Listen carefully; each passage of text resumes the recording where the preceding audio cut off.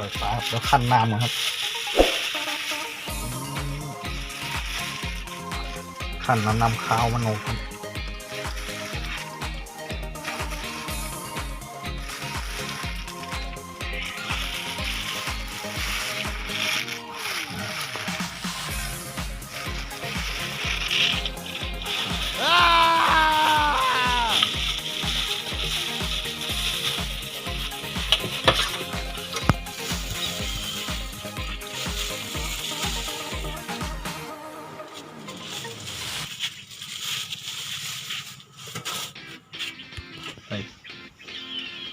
ใส่พริกผงครับ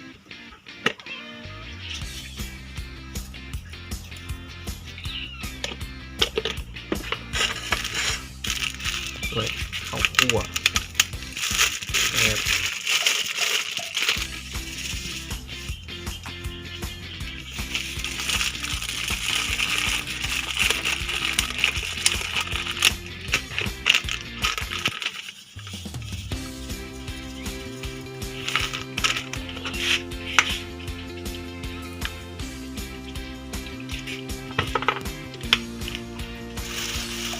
ก้อยปลาสูตรบักบวย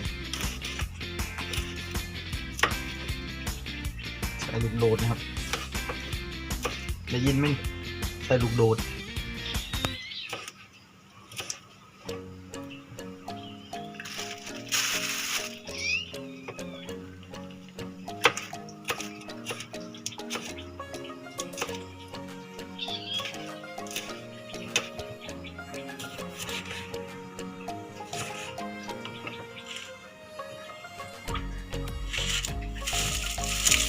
ตามด้วยหัวหอม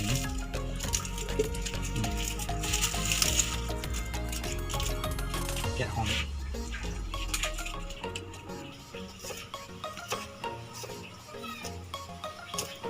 ซอยหอมใส่เลย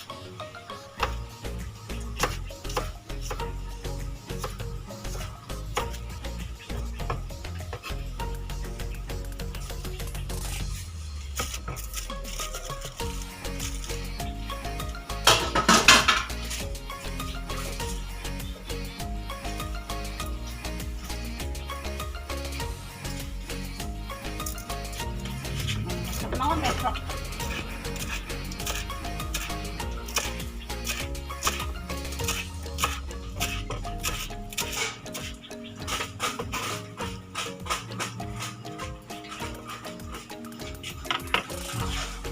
มะนาว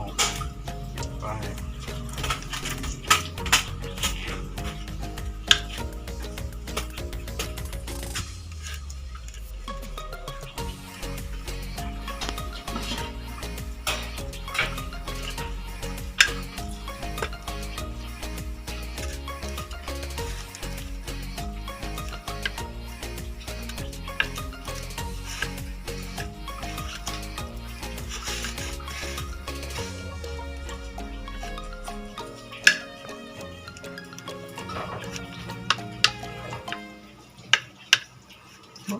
มะม่วงเสียดาย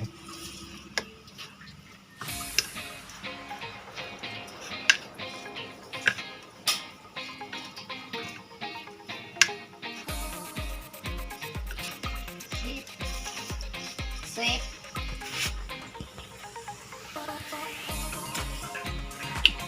แหลมลิ้นอร่อยแซ่บครับ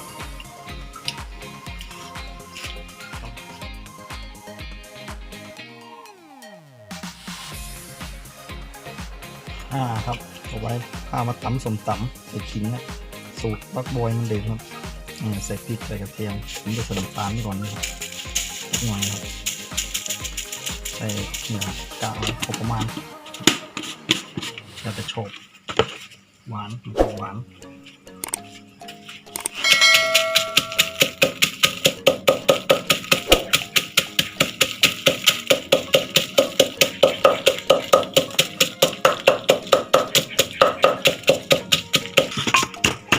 ตำพริกแรงแล้วครับผงรสปลาก่อน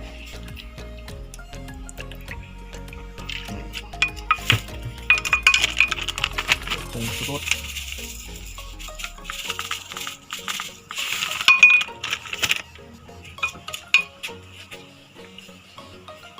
นี่ครับขิงครับแก่โควิดครับ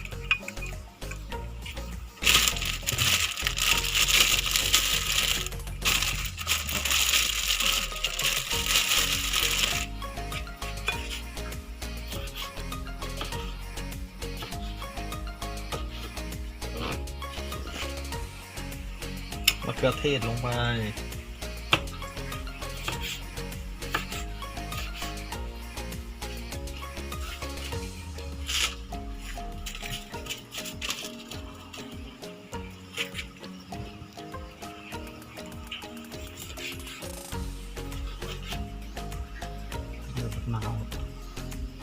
มะนาวดูลงไป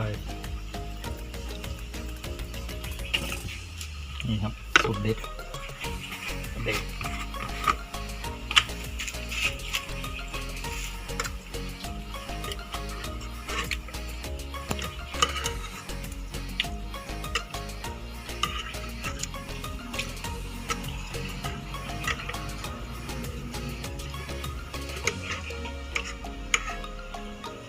ต้มจังหน่อย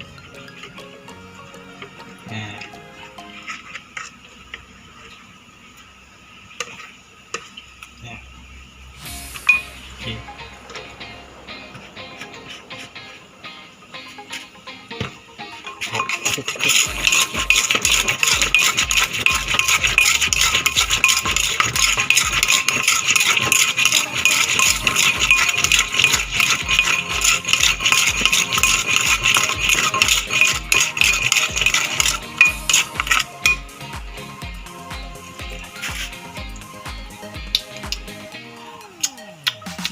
เจ็บครับ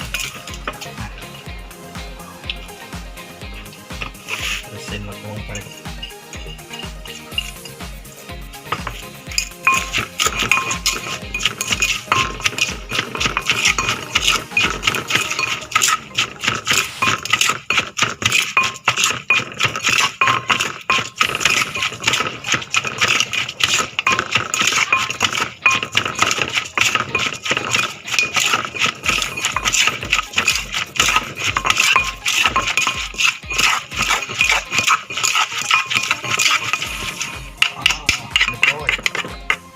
ชิม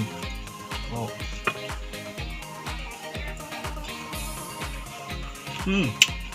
เยี่ยมข้าวสุดจานเลยกินข้าว